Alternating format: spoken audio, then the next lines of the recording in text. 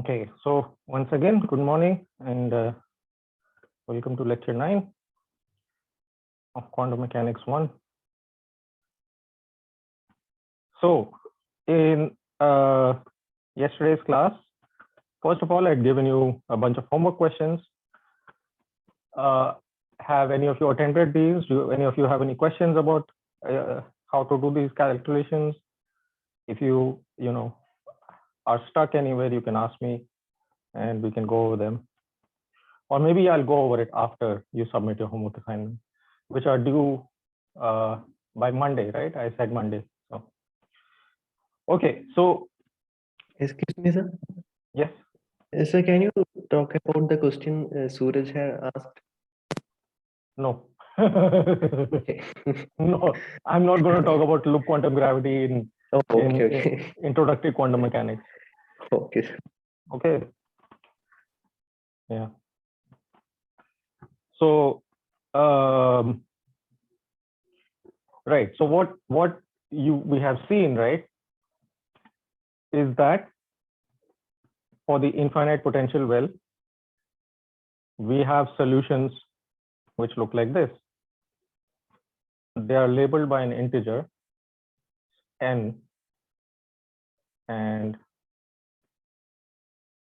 basically consists of standing waves, right? And then you can put a factor of I if you want, but this factor doesn't matter. You can throw it away because it's a common factor to every state, right? It multiplies every state. So at the end of the day, it doesn't do anything.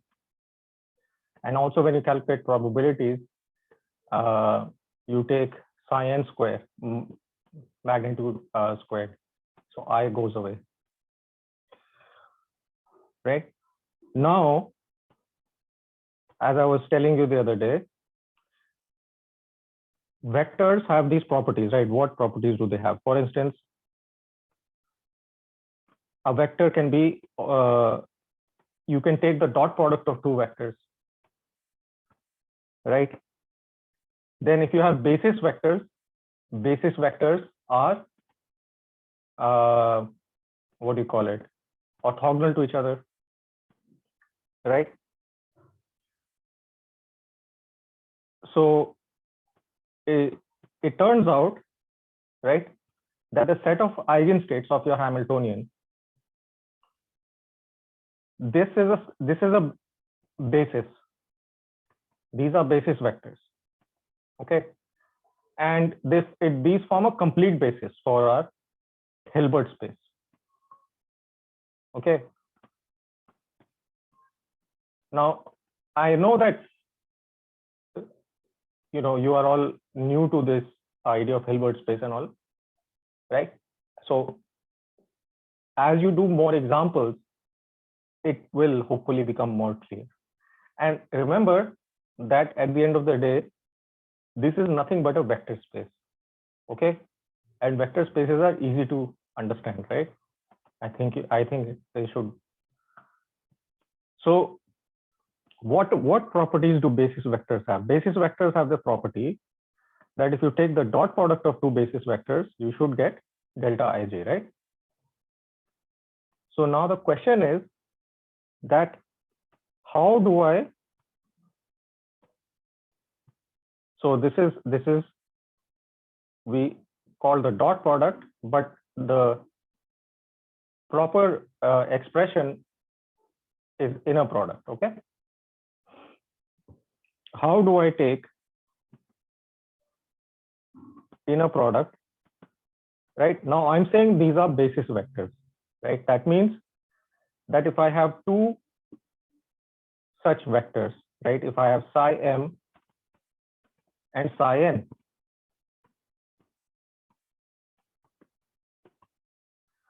right? Where m is not equal to n, let's say. Then the question is, how do I take the inner product of psi m and psi n, right? This might not be clear because when you take the dot product, you need components, right? So if I take the dot product of two vectors, what do? I take the product of the components and I sum over all of those products, right? So what are the components of psi n and psi m? Components of psi m and psi n. And can anybody tell me what is the component of psi of m?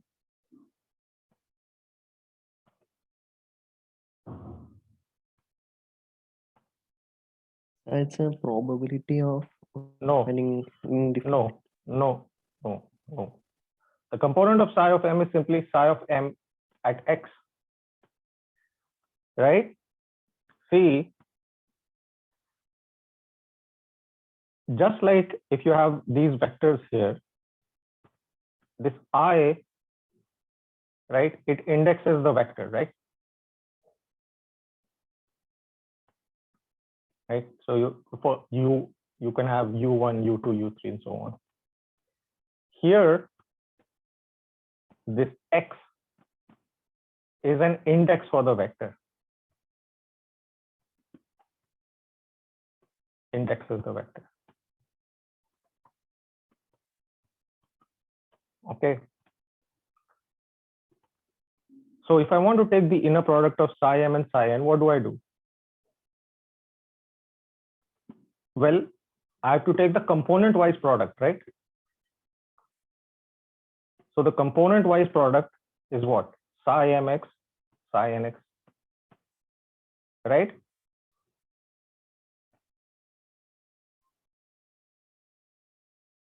So for now, right, I'm like, the picture will become clear to you, right? As I said, as you understand more examples and as you do exercises also. For the time being, just follow along what I'm saying, right? This is how you take the dot product of two vectors.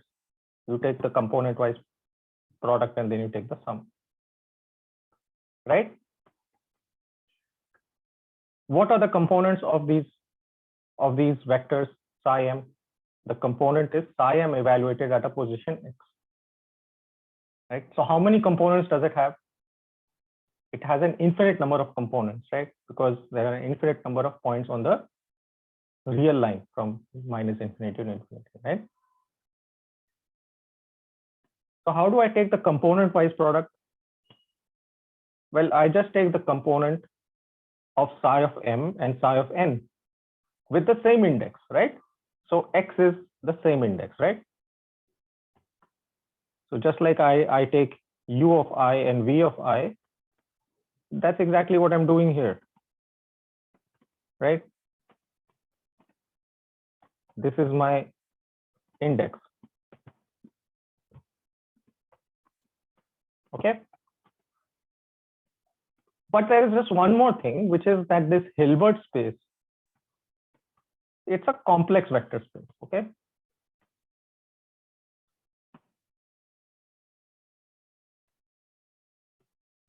Okay. So because it's a complex vector space, we have to take the complex conjugate of one of the components. Okay. The reason for this is that when you take the inner product of a vector with itself, right? U dot u, that's u square, right? What does this correspond to in the quantum mechanical picture? What is this quantity?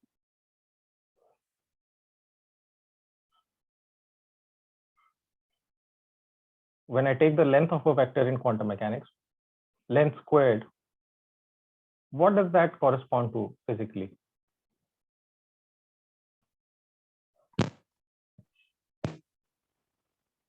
Hello, Anand, you want to say Probability.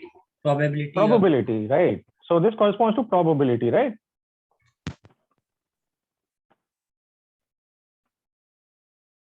And what properties do probabilities have? Can you have a complex probability?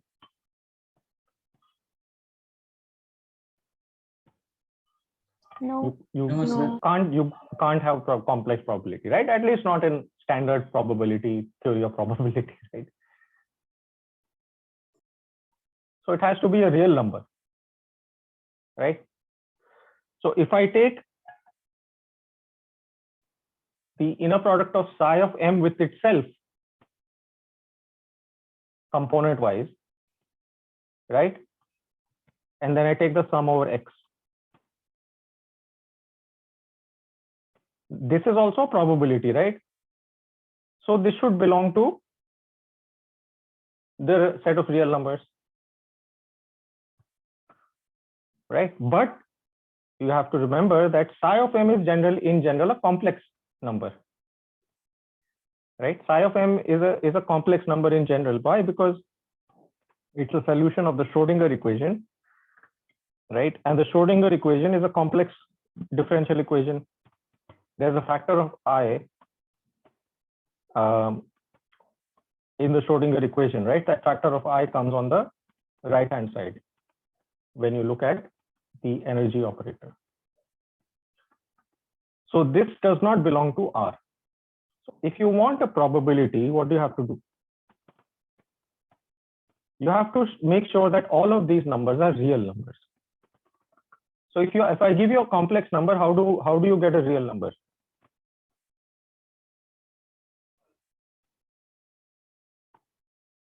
How do you convert a complex number into a real number? Somebody? Multiply by the conjugate. Take the complex conjugate and multiply, right?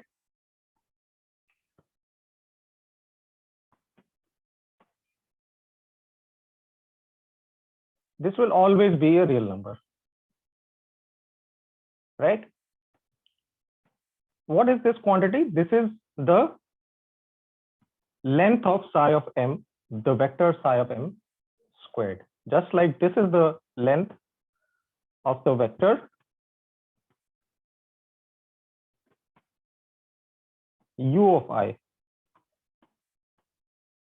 right?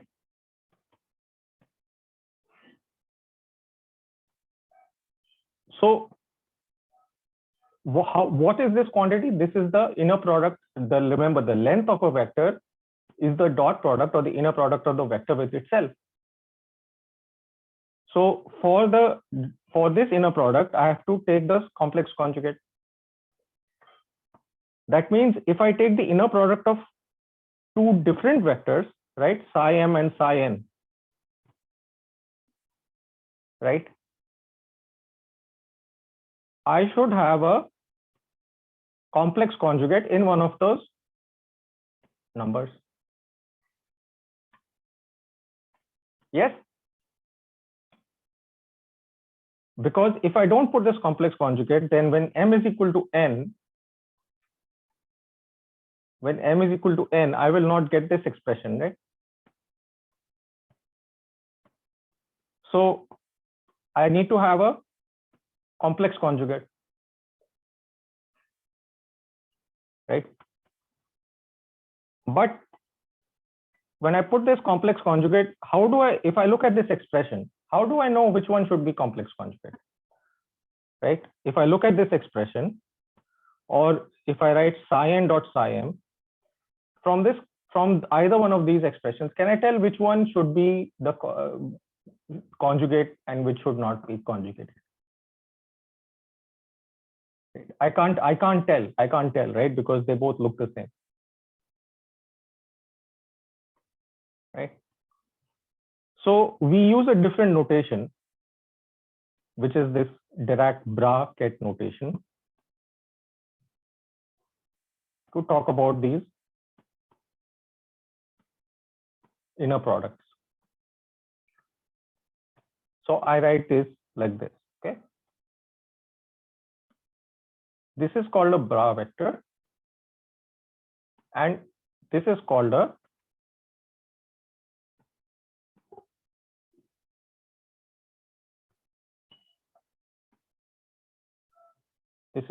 Ket vector. Why is this terminology chosen?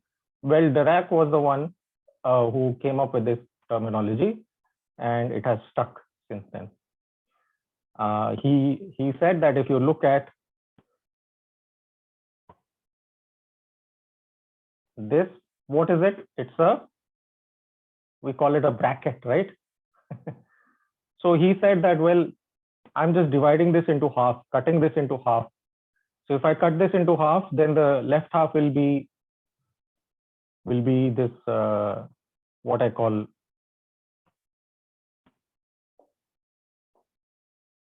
the bra, and the right hand side will be the cat. Okay. So anyways, this is the terminology. We are stuck with this terminology, unfortunately. There is nothing we can do about it. So we just have to be mature physicists and deal with it. Okay. So what? Oh, sorry. We are not interested in Netflix at the moment. So what are we trying to do? We are trying to look at this question of orthogonality, okay? Because I said that these are basis vectors. So basis vector should be orthogonal, right? So then how do I express orthogonality in this using this inner product? I say that the inner product of psi m and psi n, right, should be equal to delta mn. Now the question is this true? Is this true for this form of the vectors? Okay. So let's check this. We'll check this. Okay. We will do a simple calculation to check whether that is true. So now I'm going to evaluate this quantity. Okay. So to evaluate it, what is this quantity? This is the inner product. Inner product is the component-wise sum product, right? So first I take the components of both the vectors. Components are given by their values at a position.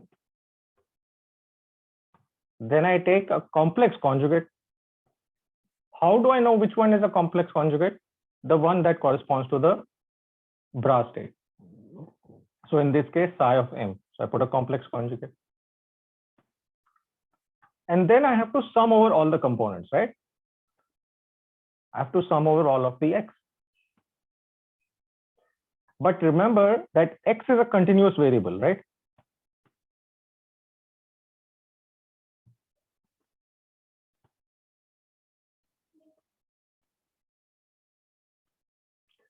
Right. So whenever you have a continuous variable, instead of a sum, you have to take an integral. Okay.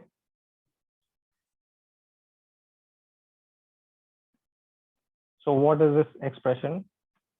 Psi of m, psi of n. And again, if you don't know what's going on here, it's one of the things that is very, very common, and it's actually very basic. But if you're not familiar with it, then just, well, remember that an integral, what is an integral? An integral is a sum, right? So it's just a sum which you have, which is very, very fine, right? In which you take the boxes to be very, very small, right? That's how you perform an integral, right? So this object becomes psi of m star x psi of n, and now instead of a sum we have an integral over x, right? And what are the values of x? What is the range of integration? X is equal to 0 to L. Actually, it is x is equal to minus infinity to plus infinity, right? But you know that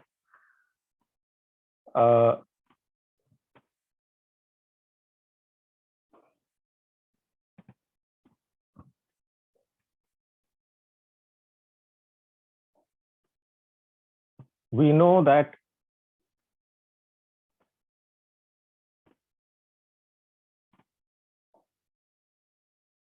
outside of the region of the box, right? The wave functions are just zero, right? So we don't have to, the integral doesn't have to go from minus infinity to infinity. It just has to go over the part where you get the non-zero contribution, right? Okay, so now let's look at this integral. Integral from 0 to L. I'll get a factor of 2 by L, right? I'll get root 2 by L from both of these. Now, the complex part doesn't do anything. Conjugation doesn't do anything. So I just get sine m pi x over L times sine n pi x over dx. Okay. Now, how do I perform this integral? This is a product of two sines, right? So sine A, sine B. Well, this can be written as cosine A plus B minus cosine A minus B. Right? This is something that you learn in 10th grade, right? Trigonometry, right? Or before, maybe before that. So I hope that you remember. So this integral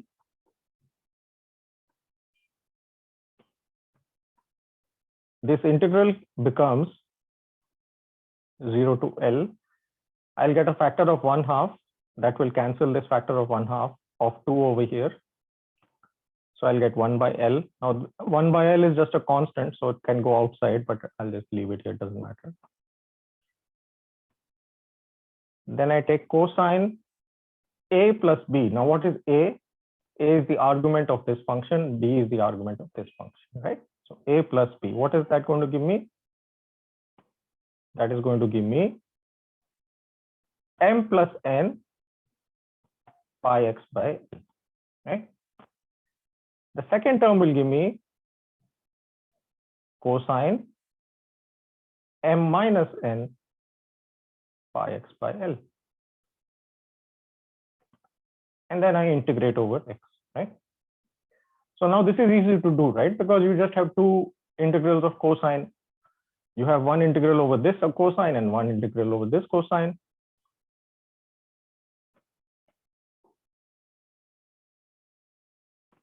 So what is integral of cosine kx dx? This is sine kx divided by k, right? So this integral just becomes 1 by L. The first term will give me sine m plus n pi x by L, right? And what is k? K is this quantity, m plus m divided times pi by L, right? So I will get a factor of L divided by m plus n pi, right? Oh, and this integral I've already taken, right? And this has to be taken between the limit x is equal to 0. I have to take the difference of these two quantities, right? Between x is equal to 0 and L. The second integral gives me the same thing. I'll get L over, now I'll get m minus n times pi sine of m minus n pi x by L. Right? And once again, this has to be, you have to take the difference between these two quantities, right? Factor of L cancels out, right? Now,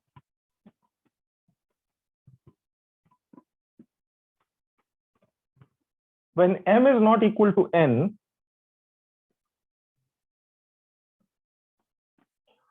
right? What will I get for both of these terms? I'll get 0. Okay. You'll get 0 because for x is equal to 0, you'll get sine 0. For x is equal to L, you will get sine of some integer, right? M plus n or m minus n is an integer. Because so sine of m plus minus n times pi.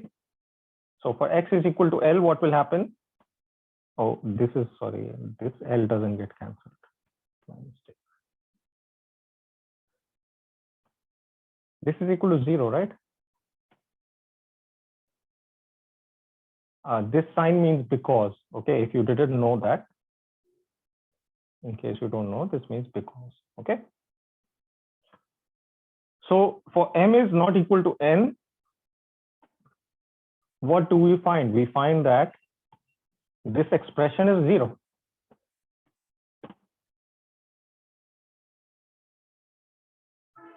The inner product is 0, which is what we wanted, right? So these two vectors are perpendicular to each other, right? Now, what happens when m is not equal, when m is equal to n? For m is equal to n, now there are two terms, right? This is the first term. So I get sine of m plus m. So I will get 2m pi x by L between x is equal to 0 and x is equal to L. But this is also going to be 0, right? Because 2m is an integer. Is this clear to everybody who's following so far? If there is any doubt, please tell me, okay? But then you have a second term, right? You have this term over here. Oh, and I made a mistake. And nobody caught that mistake. Nobody pointed out that mistake. Which is that this should be cosine A minus B over here. And so I should get a minus sign and a plus sign, a minus sign and a plus sign. Okay. So I get one more term, which is sine of m minus n pi x by L. But then you will say that this is equal to 0, right?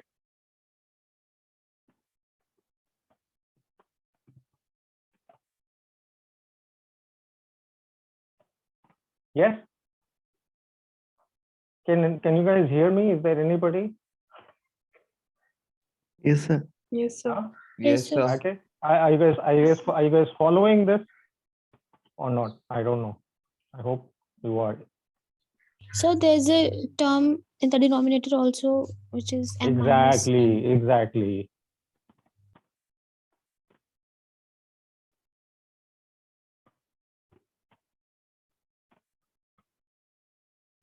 What about the m minus n part, right? So you have to look at the full expression. The full expression is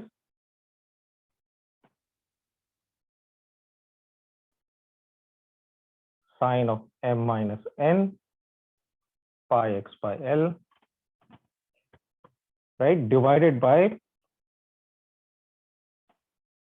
1 over pi times m minus n.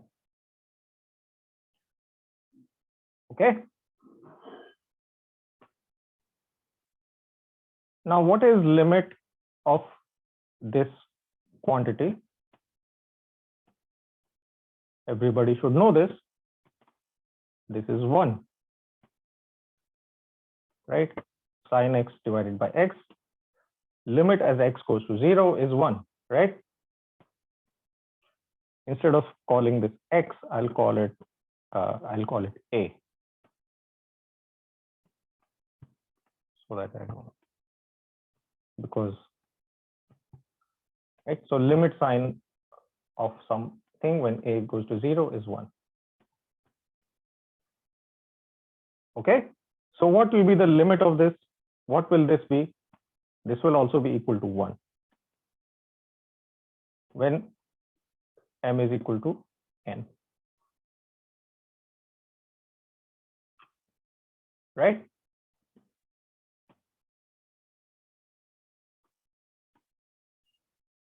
Well, there'll be a factor of L, I think, but I should have, that factor should have,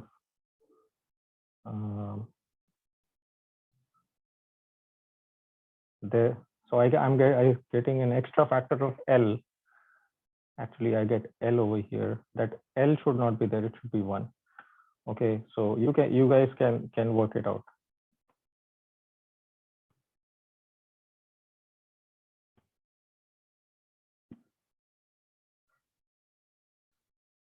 Now, you might object and you might say, well, this limit is not continuous, right? Because m minus n is doesn't go continuously to 0 because m and n are integers. So m minus n is equal to 1 and or minus 1, and then m minus n is equal to 0. But it doesn't matter, right?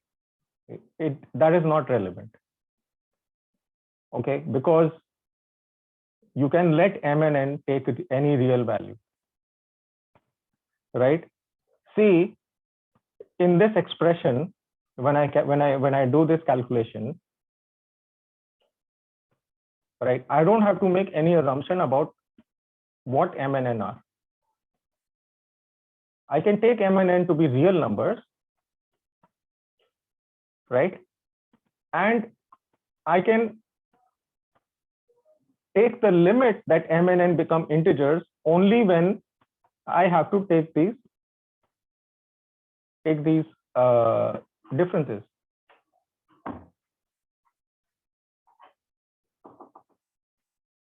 Yeah, just 1 second. Okay, I'll be with you in 1 second. Right. So just think about this for, right. So what have I shown? I have shown that when you take this inner product,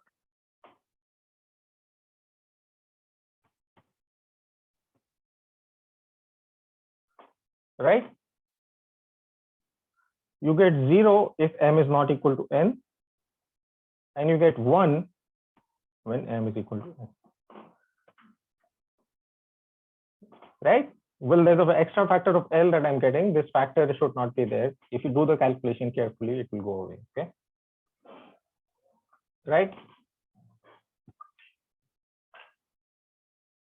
So up to that factor, you are getting 1, right? Is everybody satisfied with this result? Do you have any objections to this result? Please tell me.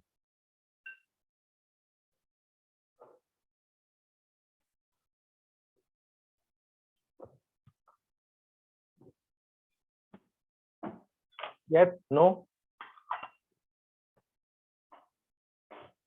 Got तो it, समझ sir. में आया क्या हुआ है अब तक? हाँ, yes प्रिया, हाँ सर। समझ में आया है आपको? Yes, ठीक है sir. ना? तो मैंने आपको, I hope I have convinced you that the dot product of inner product of these two vectors is delta mn, right? Yes, sir. So these vectors form an orthonormal basis.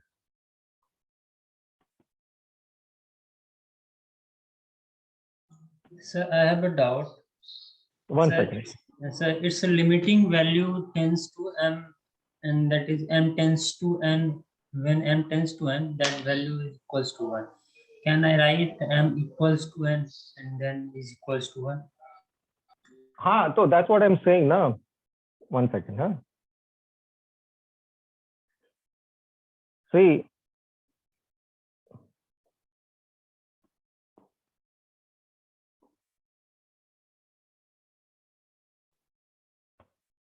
I'll just make a section where I do the calculations, the rough work. See, when we do this calculation, psi m psi n, we'll let m and n be real numbers. Okay. So until we get to the final part of the calculation, until we get to this step,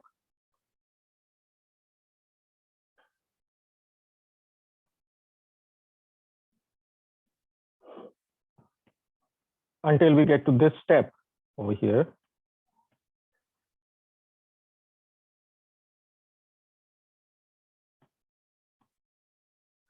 right? We'll let them be real numbers, m plus minus n. Okay. Now, when we evaluate these terms, then we say, so when we evaluate the plus term,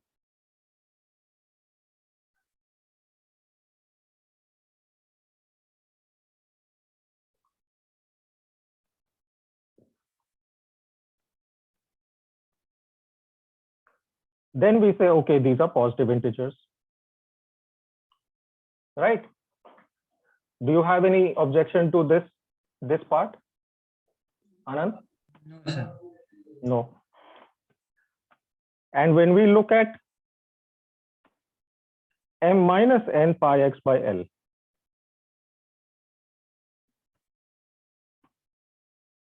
right? Yes. So if I take the limit m minus n goes to 0, right? Yes. What is this equal to?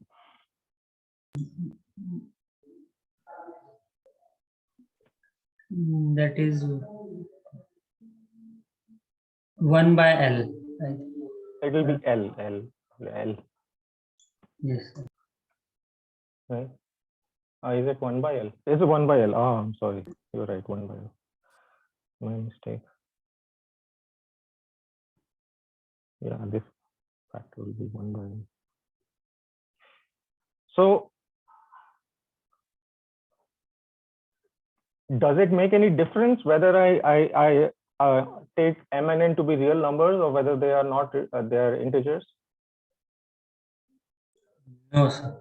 for the purposes of this limit? No, sir. It doesn't make any difference, right? So, is everybody happy with this result finally? Are there any objections or any confusion?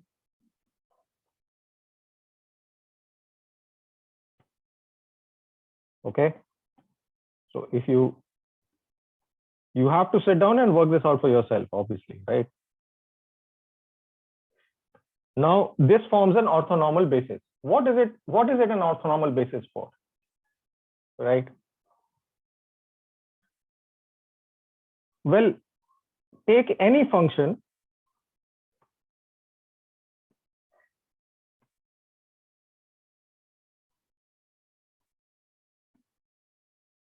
okay, take any function phi of x.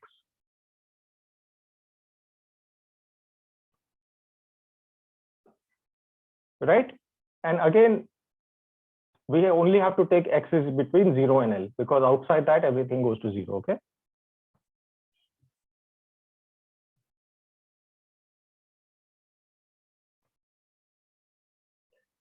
Take any function phi of x, but not an arbitrary function, right? I mean, you can have functions with singularities, you can have functions which are discontinuous, which are not smooth, and so on. Take any function which satisfies one requirement. Okay, what is that requirement?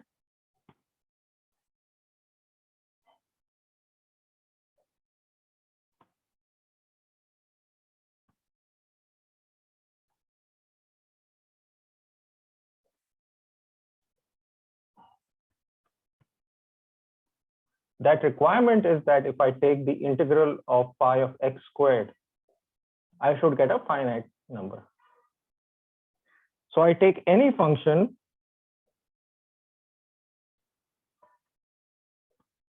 for which this quantity is finite. Okay. All right. Now my claim is that, remember, this is an orthonormal basis, right? My claim is the following, that this function, so I'll write it in terms of components, okay? Phi of x for any such function, and remember, this includes like anything you can think of, right? Between 0 and L. This is a function, right? The only thing is that this should have to be finite. It doesn't even have to be a differentiable. It can be something like this, right? This is not differentiable, right? It's continuous, but it's not differentiable. So my claim is that phi of x can be written as sum over n of alpha n psi of nx, where n goes from 1 to infinity.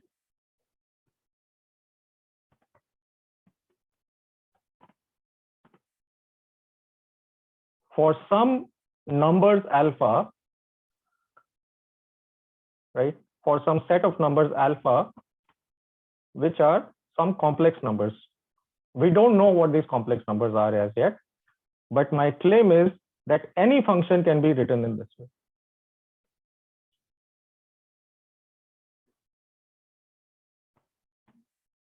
If I want to write this as a vector in vector notation, what will I say?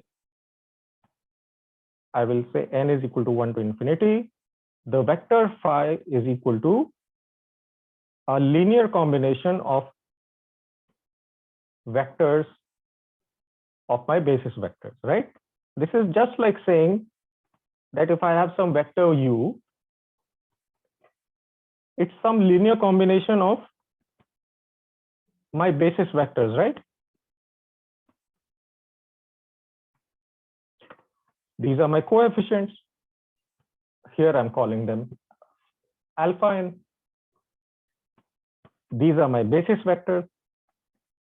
Here those basis vectors are phi of n.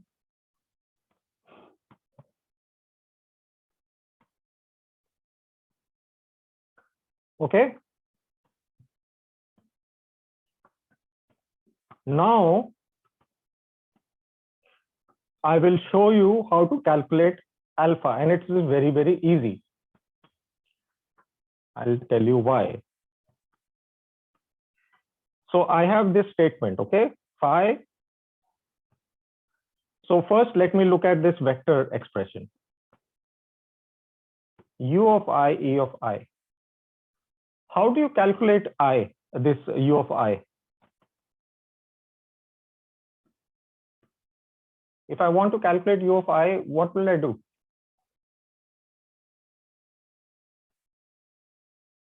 So u vector dot ei cap. I take the dot product of both of these sides with what? E what? I? Yeah, so the direction it has. Ej. It has to be a different index, no? Because I is already taken up here, right? So on the left hand side, I'll get U dot Ej. On the right side, what will I get? I'll get I is equal to 1 to n Ui Ei dot Ej, right?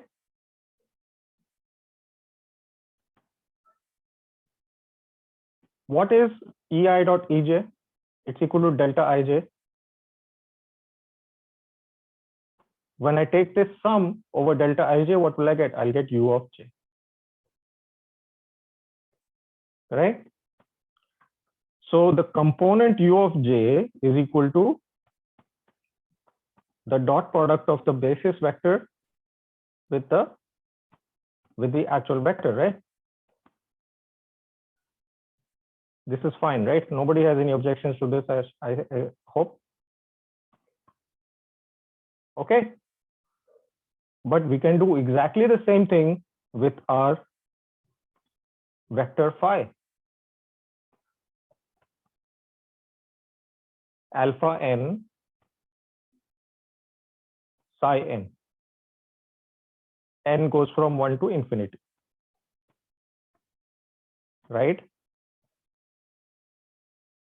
So how do you calculate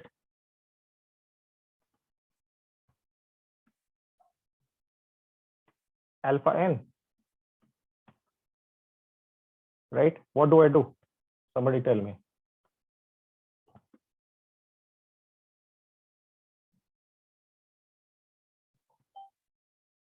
So Quickly. plus in phi, get phi. You take this and you take the dot product with psi of m.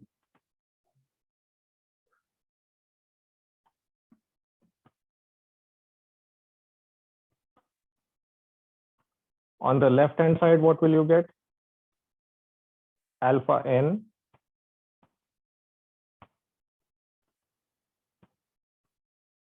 right? What is this quantity? This quantity is delta mn. So I'll get alpha n. Right? So alpha m is equal to psi of m phi. Okay. So I'll stop here because you all have to go to another class, right?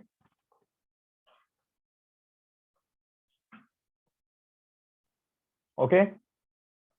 So my statement is true then, right? My claim is true because I can find values for all of these alpha.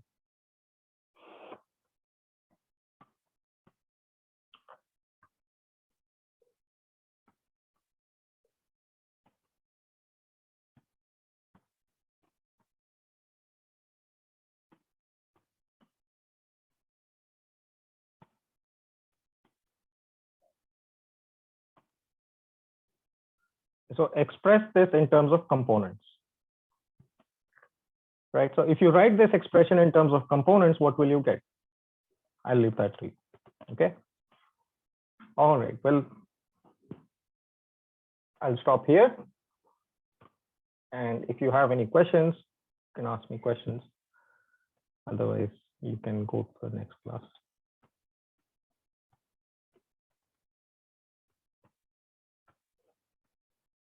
And see, this is a graduate level quantum mechanics course, right? In an undergraduate course, all of this would not be covered, right? Orthogonality of these states and so on. You would just work with these states, and you would just do calculations with probability and operators and so on. But quantum mechanics has a structure, has this Hilbert space structure. So unless you understand that, you will not understand quantum mechanics. Okay. So, all right. You can all go. I'm just, if anybody wants to stick around and ask questions, you can ask questions. I'm not holding anybody here in case you all have to go to your next class. Do you have a class now? So at 9:45 we have. Oh, you don't have a class right now. Okay, then ask questions. Go ahead. Puchiye. Nobody has left. That means that I think I have some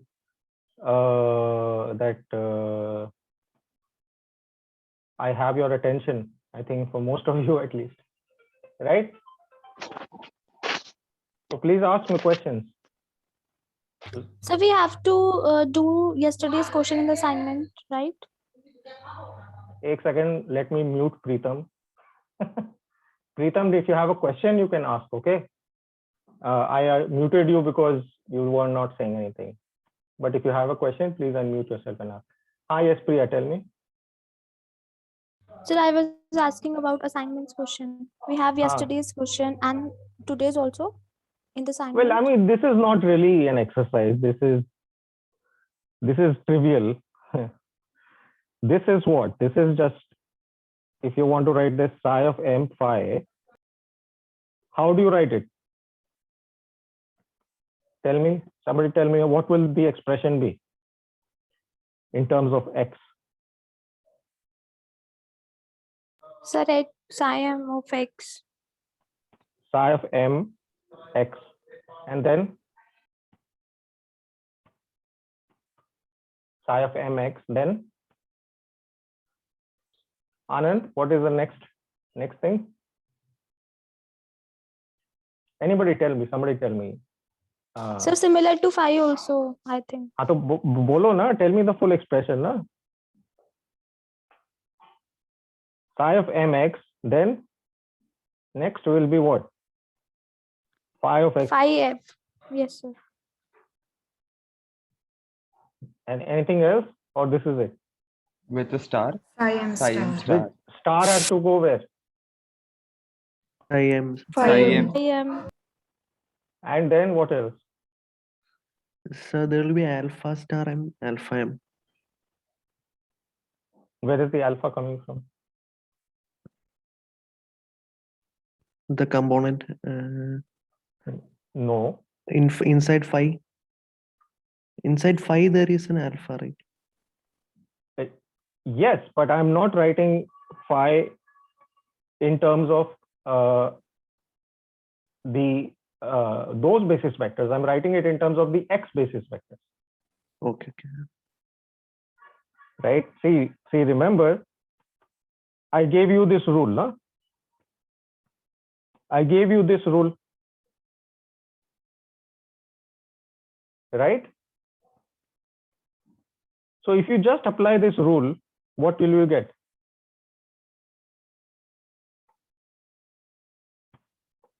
Right?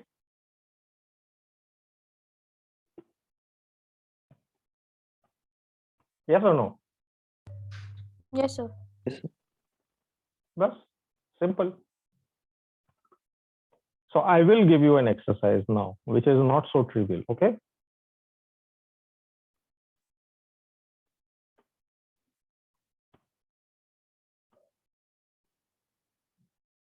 Let phi of x be this function. Well, let it just be equal to x.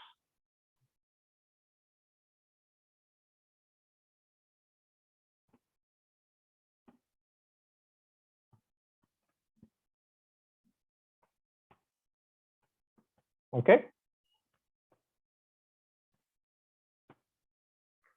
So this is a potential. And what is phi of x? Phi of x is just this function, x.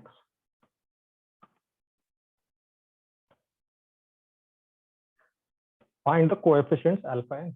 Simple. Okay. So Priya, you were asking whether there will be a question from today. This is the question from today. Okay. Okay, sir. And you just have to perform this integral once to get the answer.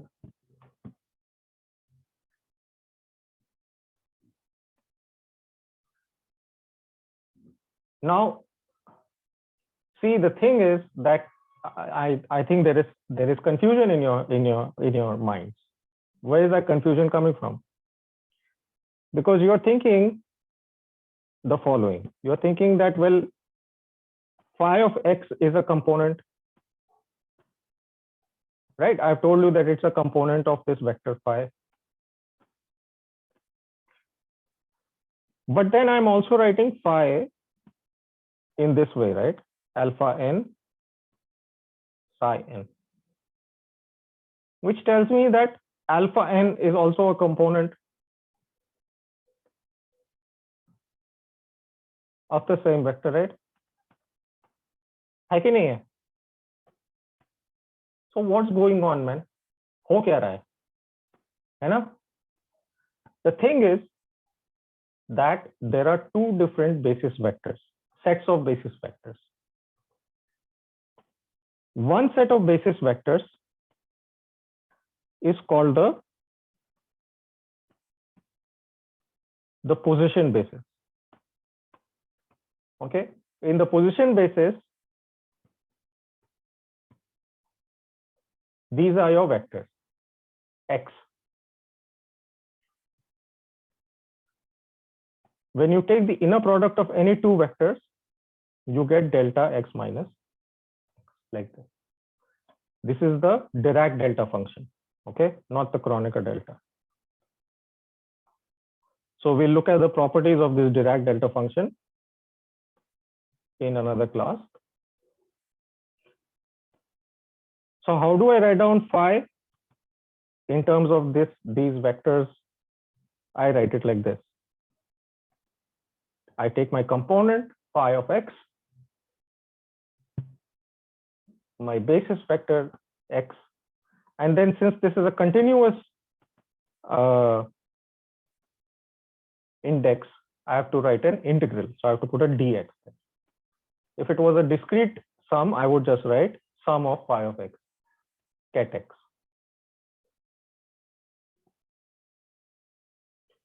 So phi can be written in two ways, and they're equivalent to each other. The vector phi can be written in two ways. What are those two ways? One way is I can write it as in the x basis.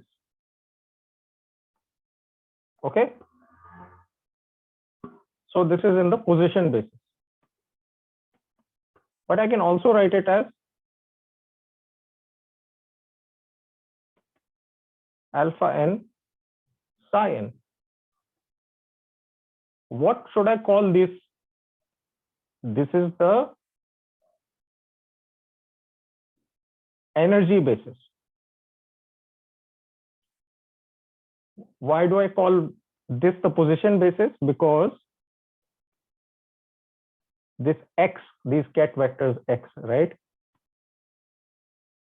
They are eigenstates of the position operator. Right? So if I take the position operator, hat x acting on the ket x, what do I get? I just get x as the eigenvalue. What about these guys? Right? These guys, remember, if I take the Hamiltonian, Hamiltonian is my energy operator, no?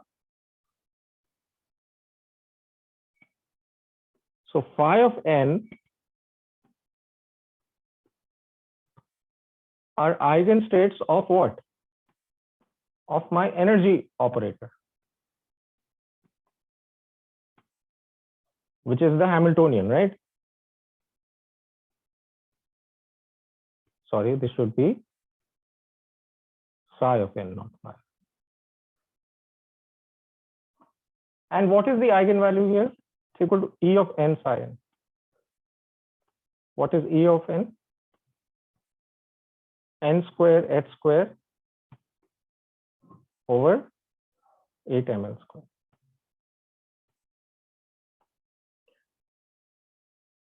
Right? See, what is going on is that, remember that for any vector space, right?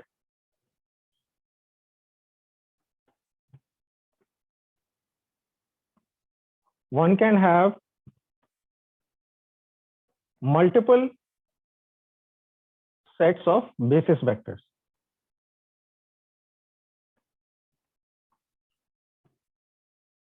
Right? As an example, we'll take a very simple example. We'll just take R2, right? The Cartesian plane. Let's take a vector u, right? And write it down in terms of the basis vectors. What are the basis vectors? x hat, y hat. And again, here, please be careful that these are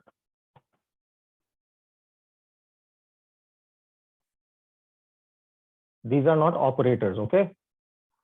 These are just your unit vectors. All right. So this is x hat, this is y hat. I have some vector u. It can be written as in terms of its components in this basis, right? Okay. But now I can perform a change of basis, right? Yes or no? I can perform a change of basis.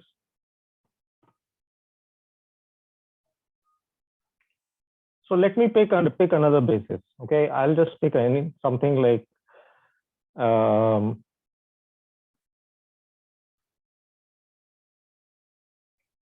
what should I call it? I'll call it vector A, okay, is equal to x hat plus y hat, and vector B is x hat minus 1. Okay. Now I can write u in terms of A and B, but it will have different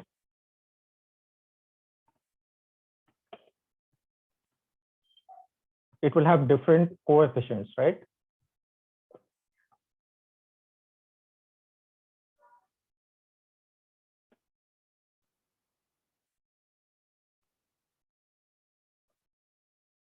Right?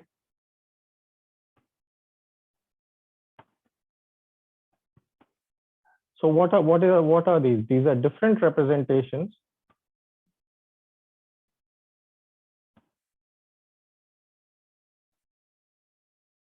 of the same vector, right?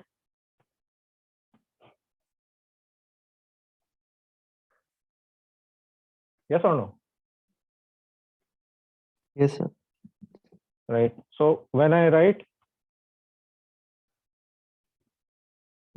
this here, these are two different representations.